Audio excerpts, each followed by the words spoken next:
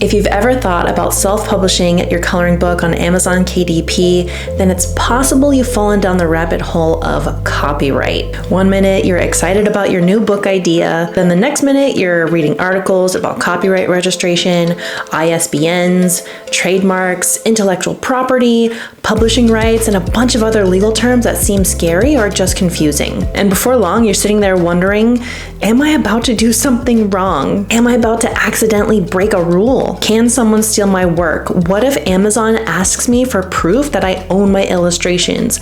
Do I need to register a copyright before I even publish? If this sounds familiar, these are very common concerns. I see these questions from aspiring coloring book artists, even here just in my comments. So in this video, I'm going to explain copyright for coloring book creators in very simple terms. And you don't have to worry about scary legal jargon or lawyer speak. It's all good, man. Mainly because I don't possess any of that vocabulary, and because I'm just sharing what actually matters when you're creating and publishing your own books. And first and foremost, though, I should mention that I am not a lawyer, I am not proficient in copyright law, and this is not legal advice. I'm just simply sharing what I've learned as a creator and a self-publisher using Amazon KDP so that you can understand the basics and feel more confident going forward. So let's start with the biggest myth that I see. The biggest myth is that you have to register your copyright before you even publish your coloring book. And that's not really how copyright works. The moment you create an original drawing, you automatically own the copyright to that artwork. You don't have to fill out any paperwork, you don't have to pay a fee, you don't have to wait for any approval. If you drew it and it's original, you automatically own the copyright. Now, where people get confused is with copyright registration. Copyright registration is a completely separate thing. Registration doesn't create copyright. The copyright already exists. Registration is simply an additional step that can provide legal benefits if you ever need to enforce your rights. So if you think of it this way, creating the artwork gives you the copyright.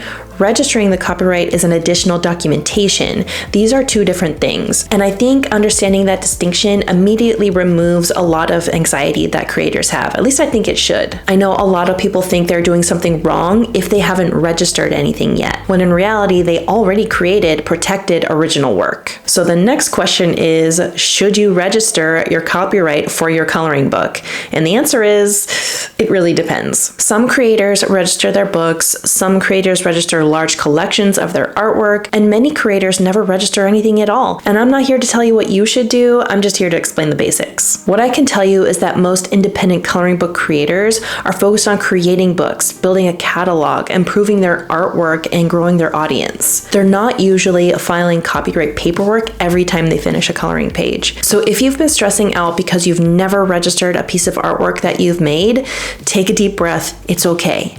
It's possible that you're just focusing on the wrong thing. If you're just starting out, focusing on just making art and putting it out there is a great way to gain traction and build a portfolio until your footprint is a little bit bigger. Now let's talk about another major fear that new creators have, and that's the fear that Amazon is suddenly going to ask you for proof of copyright before they release your royalties. I've seen this concern come up a lot. People imagine that Amazon is going to email them one day and demand stacks of legal paperwork before they can get paid. But in practical terms, what matters most is being able to show that you created your own artwork. And thankfully, most artists already have plenty of evidence.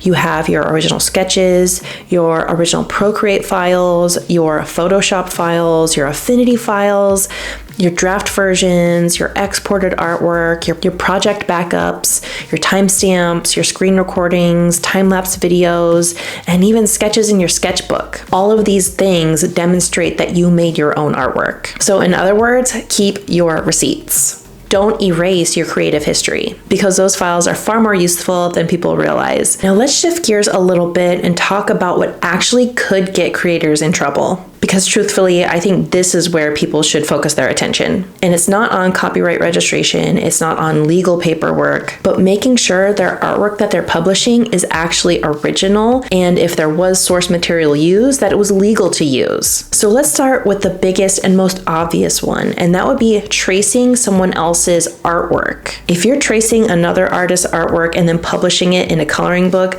that's a problem. even if you make changes, even if you tweak details, even if you think nobody will notice.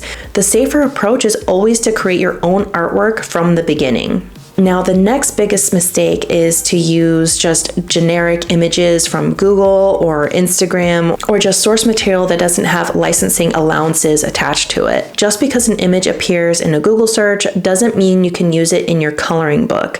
Google is a search engine, not a licensing platform. So always make sure you understand where an image came from and whether you actually have permission to use it. And this kind of dovetails into my next point, which is the use of clip art. Some clip art comes with licenses that allow for commercial use, and some don't. Some allow modification, some have restrictions.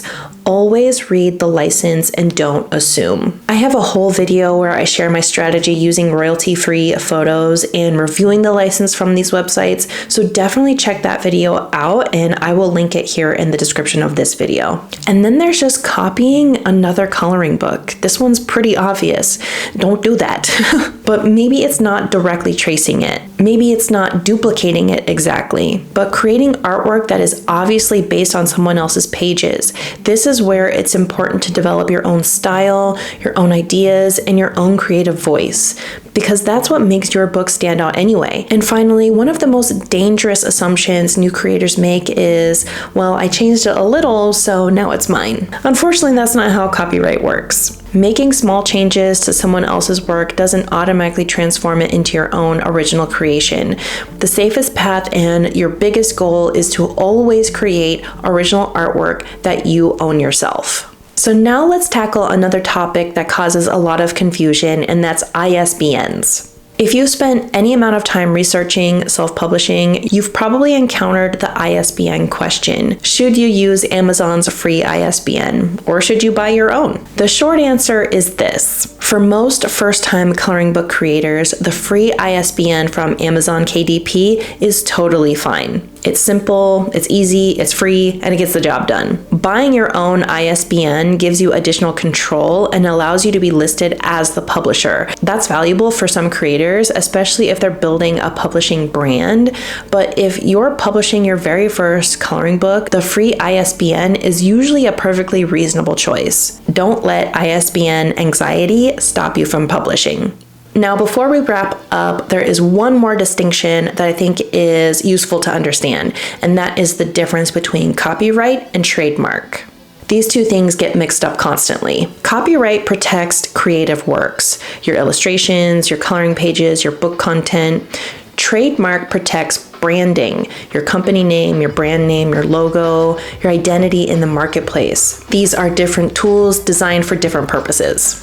And finally, I want to leave you with one important reality check. The biggest risk for new coloring book creators isn't that someone is going to steal their artwork. The biggest risk is that they're so afraid of doing something wrong that they end up never publishing anything at all. They spend months researching, months worrying, months second-guessing themselves, and then their coloring book never leaves their hard drive. If this kind of feels like you, focus on this. Learn the basics, create original work, keep your source files, follow the platform rules, ask questions when you're unsure, and don't let legal anxiety stop you from making something. Because truly, you don't need to be a copyright lawyer in order to publish a coloring book. You just need to create original work, keep your records, understand a few basic concepts, and keep moving forward. The most successful coloring book creators are not spending all day reading copyright law. They're drawing, they're publishing, they're learning as they go, and you totally can too.